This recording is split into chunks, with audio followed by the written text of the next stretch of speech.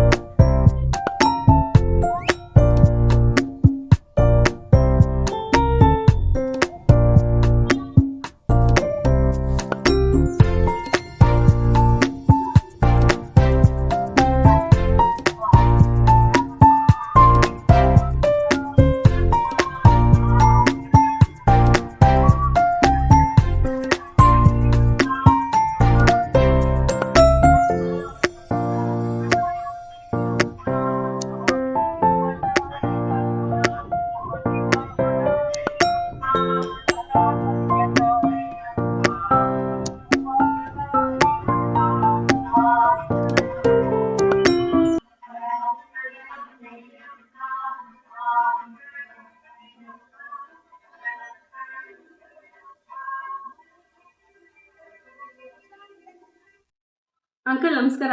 ನಮಸ್ಕಾರ ಅಮ್ಮ. ನಿಮ್ಮ ಹೆಸರು ಅಂಕಲ್? ನಾಗರಾಜ್ ಅಂತ. 84 ಅಲ್ಲಿ BHEL ಅಲ್ಲಿ ಕೆಲಸ ಮಾಡ್ತಾ ಇದ್ದಮ್ಮ. ಆ ಸಣ್ಣ ಹುಡುಗರಿಂದ ಕಲ್ತ್ಕೊಂಬಂದು ಇಲ್ಲಿವರೆಗೂ ಇದೀನಮ್ಮ. ಎಷ್ಟು ವರ್ಷ ಅಂಕಲ್? ಒಂದು ಅದ್ ಲೆಕ್ಕ ಹಾಕಮ್ಮ. 84 ಅಂದ್ರೆ 32 ಇಯರ್ಸ್ ಆಯ್ತಲ್ಲಮ್ಮ. ಹೌದು ಸರ್. ಯಾವ್ದಾವ್ದಲ್ಲ ಅಂಕಲ್ ನೀವು ಎಲೆಕ್ಟ್ರಿಕಲ್? ನಾನು ಆಕ್ಚುಲಿ ಎಲೆಕ್ಟ್ರಿಕ್ ಮಾಡ್ತೀನಿ, ಪ್ಲಂಬರ್ಸ್, ಈ ತರ ಸಣ್ಣ ಪುಟ್ಟ ಟಿವಿ, ವಾಷಿಂಗ್ ಮಿಷಿನ್, ಫ್ರಿಜ್ ಅವೆಲ್ಲ ಮಾಡ್ತೀವಮ್ಮ. ಅಂಕಲ್ ಯಾವ್ಯಾವ ಏರಿಯಾ ಮಾಡ್ತೀರಾ ಅಂಕಲ್? ಈಗ ನಾವಿರೋದು ರಾಜಾಜಿನಗರ, ಸುಬ್ರಹ್ಮಣ್ಯ ನಗರ. ನಾನು ಹೋಗ್ತೀನಿ ಬೆಂಗಳೂರು ಬೇಕಾದ್ರೂ ಹೋಗ್ತೀನಿ. ಬಟ್ ನಮ್ಗೆ ಇದಿದೆಯಮ್ಮ, ಏನು ಇದು ಟಾರ್ಗೆಟ್ ಒಂದಿದೆ. ನಾನು ಹೋಗ್ಬಿಟ್ಟು ಇವಾಗ ನಿಮ್ಗೆ 50 ರೂಪಾಯಿ ಮಾಡಿರ್ತೀನಿ, ಅವ್ರಿಗೆ ಹೋಗಿ 50 ರೂಪಾಯಿ ಮಾಡೋದು. ಗಾಡಿ ಪೆಟ್ರೋಲ್ ಅವೆಲ್ಲ ಟೈಮಿಂಗ್ಸ್ ಅವೆಲ್ಲ ಲೆಕ್ಕ ಹಾಕೊಂಡ್ರೆ ಏನೂ ವರ್ತಿಲ್ಲಮ್ಮ. ಅಂಕಲ್ ನಿಮ್ ಫ್ಯಾಮಿಲಿ ಬಗ್ಗೆ ಹೇಳಿ ಅಂಕಲ್. ನಾನು ಆಕ್ಚುಲಿ ತುಂಬಾ ಬಡವ್ರ ಮಗನೇ ಅಮ್ಮ, ಶ್ರೀಮಂತರ ಮಗ ಏನಲ್ಲ, ಬಡವನ ಮಗ. ನನಗೆ ಅಕ್ಕ ತಂಗಿದ್ರು 5 ಜನ, ಅಣ್ಣ ತಮ್ಮದಿರು ನಾವು 5 ಜನ. ಎಲ್ಲರೂ ಅವ್ರವ್ರ ಪಡ್ಗೆ ಅವ್ರವ್ರು ಇದ್ದೀವಿ. ಇವಾಗ ನಾನು ಇವಾಗ ಇರೋದು ಆಕ್ಚುಲಿ ಎಕ್ಸಾಕ್ಟ್ಲಿ ಮಾದನಾಯಕನಹಳ್ಳಿ ಅನ್ನಮ್ಮ. ಹುಟ್ಟು ಬೆಳೆದಿದ್ದೆಲ್ಲ ಗಾಯತಿನಗರದಲ್ಲೇ. ನಾನು ಇವಾಗ ಇರೋದು ಮಾದನಾಯಕನಹಳ್ಳಿ. 6 ವರ್ಷ ಆಯ್ತಮ್ಮ. ನನಗೆ 2 ಹೆಣ್ಮಕ್ಳು ಇದ್ದಾವೆ. ಆ ಹೆಣ್ಮಕ್ಳು, ದೊಡ್ಡ ಮಗಳು ಬಂದು BCom ಓದ್ತಾ ಇದ್ದಾಳಮ್ಮ. ಸೆಕೆಂಡ್ ಮಗಳು ಫಸ್ಟ್ PU ಓದ್ತಾ ಇದ್ದಾಳೆ. ಇಬ್ಬರು ನನ್ನ ಮಕ್ಕಳು ಚೆನ್ನಾಗಿ ಓದ್ತಾ ಇದ್ದಾರೆ. ಅದೇ ನನಗೊಂದು ಹೆಮ್ಮೆ. ನನಗಂತೂ ಓದಲಿಲ್ಲ, ನನ್ನ ಮಕ್ಕಳು ಓದ್ತಾ ಇದ್ದಾರೆ, ಅದೊಂದು ನನಗೊಂದು ಹೆಮ್ಮೆ. ಅಂಕಲ್ ನೀವು ಬ್ಯಾಂಗ್ಳೂರಾ ಇಲ್ಲ? ನಾನು ಹುಟ್ಟು ಬೆಳೆದಿದ್ದೆಲ್ಲ ಗಾಯತಿನಗರದೇ ಅಮ್ಮ. ಬೆಂಗಳೂರೇ? ಹೌದೌದು, ಬೆಂಗಳೂರು.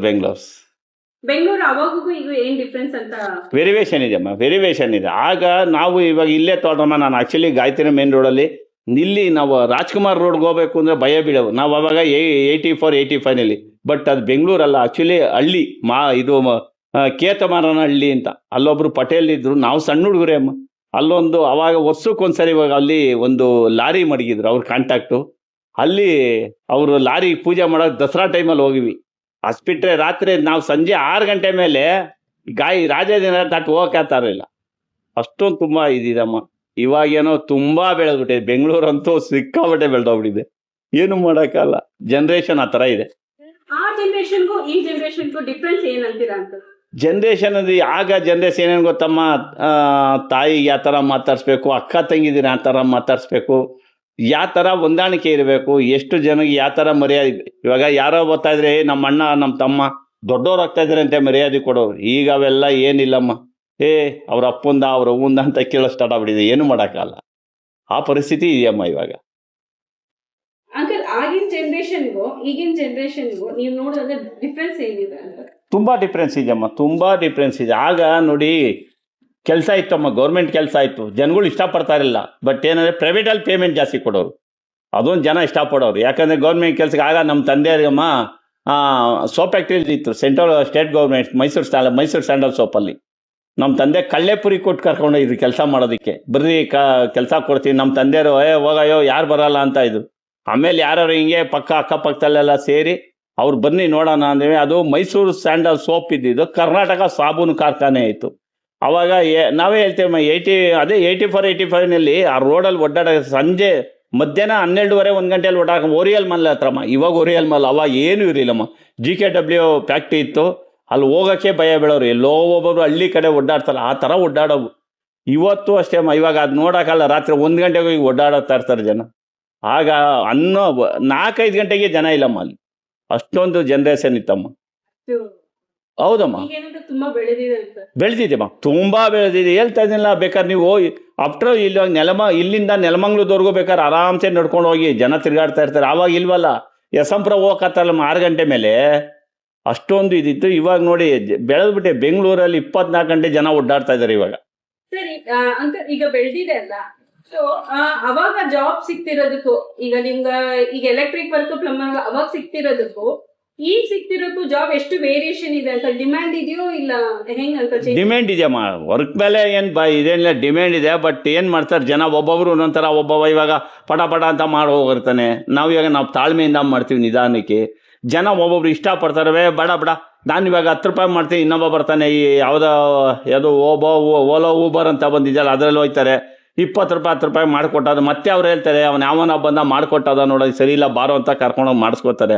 ಏನು ಮಾಡೋಕ್ಕಲ್ಲ, ನಾವು ಇವಾಗ ಬರಲ್ಲ ಅನ್ನೋಕ್ಕಿಲ್ಲ, ಬರಾಗಿಲ್ಲ. ನಮ್ಮ ಹೊಟ್ಟೆ ತುಂಬಲ್ಲ, ಊಟ ಬೇಕಲ್ಲ ನಮಗೆ, ನಾವು ಮಾಡಲೇಬೇಕು. ಅದು ಇಂಪಾರ್ಟೆಂಟ್ ಅಮ್ಮ. ಎಷ್ಟು ಜನ ಜೊತೆ ಇದ್ದಾರೆ ತಾಯಿ ನನ್ನ ಜೊತೆ ಇವಾಗ ಪ್ರೆಸೆಂಟ್ ಎಕ್ಸಾಕ್ಟ್ಲಿ ಹೇಳ್ಬೇಕು ಅಂದರೆ, ನಮ್ಮ ಹುಡುಗರು ಎಲ್ಲ ಇದ್ದಾರೆ. ಪ್ಲಂಬರ್ ಇದ್ದಾರೆ, ಪೈಂಟರ್ ಇದ್ದಾರೆ, ಕಾರ್ಪೆಂಟರ್ ಇದ್ದಾರೆ, ಇವನು ಟೈಲ್ಸ್ ಕೆಲಸ ಮಾಡೋರು ಇದ್ದಾರೆ. ಬಟ್ ನಾನು ಅಂಥವ್ರನ್ನೆಲ್ಲ ಯಾವ ಥರ ಜನ ಹೆಂಗೆ ನೋಡ್ಕೋಬೇಕು ಆ ಥರ ನೋಡ್ಕೊಂಡಿದ್ದೀನಿ. ಅಂಕಲ್, ನಿಮ್ದು ಕಂಪ್ನಿ ಡೀಟೇಲ್ ಹೇಳಿ, ಎಲ್ಲಿ ಬರುತ್ತೆ? ತಾಯಿ ನನ್ನ ಹೆಸರಲ್ಲಿ ಆಗಿ ಬರಲಿಲ್ಲ, ನನ್ನ ಮಗಳ ಹೆಸರಲ್ಲಿ ಆಗಿ ಬಂತು. ನನ್ನ ಮಗಳು ಕಲ್ಪಾಶ್ರೀ ಅಂತ, ನನ್ನ ಮಗಳ ಹೆಸರು ಕಲ್ಪಾಶ್ರೀ ಪ್ಲಂಬಿಂಗ್ ಆ್ಯಂಡ್ ಎಲೆಕ್ಟ್ರಿಕ್ ಅಂಗಡಿ ಅಂತ ಇಟ್ಕೊಂಡಿದ್ದೀನಿ. ಬಟ್ ನಂದು ಸಣ್ಣದ ಅಂಗಡಿ ಇತ್ತು, ಇವಾಗ ಒಂಚೂರು ಇಂಪ್ರೂವ್ ಆಗಿದ್ದೀನಿ, ಒಂಚೂರು ದೊಡ್ಡ ಅಂಗಡಿಗೆ ಬಂದಿದ್ದೀನಿ. ಅದೇ ನನಗೊಂದು ಹೆಮ್ಮೆ.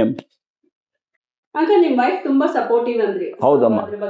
ಇಲ್ಲಮ್ಮ ಸಪೋರ್ಟ್ ಇದೆಯಮ್ಮ. ನಾನಂತೂ ನೋಡಮ್ಮ ತುಂಬ ನೊಂದಿ ಇವಾಗ ನಾನು ನಮ್ಮ ವೈಫ್ ನಾನು ತುಂಬ ಕಷ್ಟಪಟ್ಟಿದ್ದೀನಿ. ನೋಡಿ, ಹಾವು ಕಚ್ಚಿದ್ರು ಹಂಗೂ ನೋಡಿ 25 ಇಯರ್ಸ್ ಆಯ್ತಮ್ಮ. ನೋಡಿ, ಕಾಲು ಹಿಂಗೆ ಊತ ಇರುತ್ತೆ, ಯಾವಾಗೂ ಇದೇ ಥರ ಇರುತ್ತೆ. ಜನ ಅಯ್ಯೋ ಯಬ್ಬ ಅಂತ ಭಯ ಬೀಳ್ತಾರೆ. ಹಾವು ಕಚ್ಚಿ ಏನು ನಮ್ಮ ಕಡೆ ಹೇಳ್ತಾರಮ್ಮ, ಏನು ಆನೆ ಕಾಲು ಅಂತಾರಮ್ಮ ಇದಕ್ಕೆ. ನನಗೆ ಆ ಥರ ಏನಿಲ್ಲ, ಹಾವು ಕಚ್ಚಿತ್ತು ಈ ಥರ ಒಂದು ಏನು ಎಫೆಕ್ಟ್ ಇಲ್ಲಮ್ಮ, ಏನು ಎಫೆಕ್ಟ್ ಇಲ್ಲ. ಯಾವ ಥರದಲ್ಲಿ ಒಬ್ಬೊಬ್ರು ಅಂತಾರೆ, ಕಾಲು ಎತ್ತಬೋದಾ, ಒಡ್ಡಾಡ್ಬೋದಾ, ಏನು ಆಗಲ್ವಾ, ತೂಕ ಇಲ್ವಾ ಅಂತಾರೆ. ಏನು ಮಾಮೂಲಿ ನಾನು ನಾರ್ಮಲ್ ಹೆಂಗಿದ್ದೀನಿ ಹಂಗೇ ಇದ್ದೀನಮ್ಮ, ಯಾವುದೂ ತಲೆ ಇಲ್ಲ. ನಮ್ಮ ಹೆಂಡತಿ ಮಕ್ಕಳ ಜೊತೆ ನಾನು ಸುಖವಾಗಿ ಚೆನ್ನಾಗಿದ್ದೀನಿ. ಬಟ್ ಅಂದರೆ ಕೆಲಸ ಕಷ್ಟ ಇದ್ದರೂ ಬಟ್ ಫೈಟ್ ಮಾಡಬೇಕು. ಬಟ್ ಇವಾಗ ಕೆಲಸ ಇಲ್ಲ ಅಂದ್ಬಿಟ್ಟು ಹೋಗೋದು, ಈ ಬಾರಲ್ಲಿ ಕೂತ್ಕೊಂಡು ಕುಡಿಯೋದು, ಎಣ್ಣೆ ಹೊಡಿಯೋದು. ನಮ್ಮ ಹೆಂಡತಿ ಮಕ್ಳ ಹತ್ರ ನಾವು ಎಷ್ಟು ಚೆನ್ನಾಗಿರ್ತೀವೋ ನಾವು ಅಷ್ಟೇ ಚೆನ್ನಾಗಿರ್ತೀವಿ. ಬಟ್ ಹೆಂಡತಿ ಮಕ್ಳ ಹತ್ರ ಕೆಡ್ಸ್ಕೊಂಬಿಟ್ರೆ ಭಾರಿ ಮೋಸ ಆದರೆ ಅಷ್ಟೊಂದು ಮೋಸ ಯಾವುದಾದ್ರು. ಬಟ್ ನಾವೇ ಕೈಲಿ ಮಾಡ್ಕೊಳ್ಳೋದು. ಅದ್ರ ಬದಲು ಬೇಡ, ಆ ಸವಾಸ ಬೇಡ. ನಮ್ಮ ಹೆಂಡತಿ ಮಕ್ಳ ಹತ್ರ ಬೇಕಾದ್ರೆ ನೋಡಿ, ಬೇಜಾರಾದ ನಮ್ಮ ಹೆಂಡತಿ ಮಕ್ಳ ಹತ್ರ ಹೋಗಿ ಎಲ್ಲಾರ ಸುತ್ತಾಡ್ಕೊಂಬಂದು ಮಕ್ಳು ಮೇಲೆ ಬಿದ್ದರೆ ಸಾಕಮ್ಮ, ಅದೇ ಒಂದು ಸಂತೋಷ. ತುಂಬ ಗೊತ್ತಿಲ್ಲದಾರ ಬೇಜಾರಾಗೋಯ್ತು, ಹೊಟ್ಟೋಗ್ಬಿಟ್ಟೆ, ಕುಡ್ಕೊಂಬಿಟ್ಟೆ, ಏನಮ್ಮ ಅದರಲ್ಲಿ ಏನೂ ಸಿಗೋದಿಲ್ಲ. ಬಟ್ ಹೇಳಬೇಕು ಅಂದರೆ ಅದೇ ಫೈಟ್ನ ಹೆಂಡತಿ ಮಕ್ಳ ಹತ್ರ ಮಾಡಿ, ಹೆಂಡತಿ ಮಕ್ಳನ್ನ ಸುಖವಾಗಿ ನೋಡಿ. ಮಕ್ಕಳು ಆಗಲಿ, ಹೆಂಡತಿನೇ ಆಗಲಿ, ಅವಳು ದೇವ್ರ ಹತ್ರ ಬೇಡ್ತಾನೆ, ನನ್ನ ಗಂಡಂಗೆ ಚೆನ್ನಾಗಿಟ್ಟಿರೋದು, ನನ್ನ ಗಂಡ ಮಕ್ಕಳೆಲ್ಲ ಚೆನ್ನಾಗಿರಲಿ, ನಾನು ಗಂಡನ ಜೊತೆ ಚೆನ್ನಾಗಿರ್ಬೇಕು, ನನ್ನ ಮಾಂಗಲ್ಯ ಬೇಕು ಅಂತ ಕೇಳ್ತಾಳೆ. ಅದೊಂದು ಹೆಮ್ಮೆ ಅಮ್ಮ, ನಾನು ಹೇಳೋದಕ್ಕೆ ಇಷ್ಟಪಡ್ತೀನಿ. ಸೈಕಲಲ್ಲಿ 575 5 ಜನ ಒಂದು ಸೈಕಲಲ್ಲಿ ಹೋಗ್ವಿ. ಮಹಾಲಕ್ಷ್ಮಿ ಲೇಔಟ್ ಸಿಂಪಲಲ್ಲಿ ನಿಜಾಮ ಇವತ್ತು ಅಷ್ಟೇ ನಮ್ಮ 5 ಜನ ಹುಡುಗರುಗಳು, ನಮ್ಮ ಫ್ರೆಂಡ್ ಒಬ್ಬ ವೈಲೇಶ್ವರ್ ಅಂತ, ಮತ್ತು ಇಬ್ಬರು ಹೊಟ್ಟೋದ್ರು. ಒಬ್ಬ ಬಲರಾಮ ಅಂತ ಹೊಟ್ಟೋದ, ಮತ್ತು ಚೆನ್ನ ಅಂತ ಇದ್ದ ಅವನು ಹೊಟ್ಟೋದ. ಬಟ್ ಇನ್ನೂ ಒಂದು ಬಸವರಾಜ್ ಅಂತ ಒಂದು ಹುಡುಗದ, ಅವನು. 5 ಜನ ನಾವು ಸೈಕಲಲ್ಲಿ ಹೋದರೆ, ನಾನು ಒಬ್ಬನೇ ಸೈಕಲ್ ಸೀಟ್ ಮೇಲೆ ಕೂತ್ರೆ, ನನ್ನ ಸೈಕಲ್ ಸೀಟ್ ಮೇಲೆ ಒಬ್ಬ, ಫ್ರಂಟಲ್ಲಿ ಒಬ್ಬ, ಬ್ಯಾಕಲ್ಲಿ ಕ್ಯಾರಿಯರ್ ಮೇಲೆ ಇಬ್ಬರು, 5 ಜನ ನಿಜ ಮಹಾಲಕ್ಷ್ಮಿ ಲೇಔಟ್ ಸಿಂಪಲಲ್ಲಿ. ತುಂಬ ಒಬ್ಬರು ಇವರಿದು ಕೋಚರ್ ಬಂದೆ ಕೃಷ್ಣಪ್ಪ ಅಂತ, ಸರಿಯಾಗಿದ್ರು ಬಿಡಮ್ಮ, ಹೈಟು ಪರ್ಸ್ನಾಲಿಟಿ ಸಕ್ಕದಾಯಿದ್ರು. ಅಯ್ಯಪ್ಪ ನಾವು ಓದೇ ಸಾಕಪ್ಪ, ಬಂದ್ರೇನಪ್ಪ ಗಾಯತ್ರಿ ನಾರದ ಹುಡುಗರು ಅನ್ನೋರು.